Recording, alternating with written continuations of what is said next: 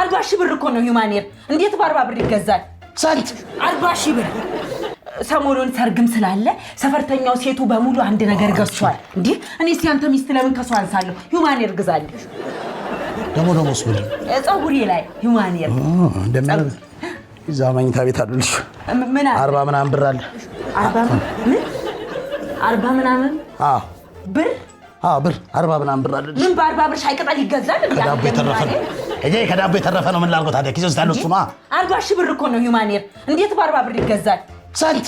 40 ሺህ ብር። ይመታፈጣል 40 ሺህ ብር አልኩ። ስጠኝና ሄጄ ገዝቼ እንደ ሴቶቹ ቀጣጥዬ ልመር። ብርቄ ምንድነው እንደዚህ ደፋር ያደረገሽ ነገር ግን? ምንድነው እንደዚህ ልብሽ ሙልት ያደረገው ነገር ግን? አንቺ እንኳን ጸጉርና አናት ስለምታረጋል ጭንቅላት 40 ሺህ ያወጣል። አንቺ ምን ያወጣል? ንቀት ነው። 40 ሺህ ብር ስንት ነገር ነው የሚሆነው? አዎ ነው። አሳያለች ነው። እሺ ከመጀመሩ ባለጌ ምንድነው የምታሳይ? ማዕቀብ ነው። እሱን እንደሆነ ለምጄዋለሁ። በሳምንትም እንቢ ለምጄዋለሁ።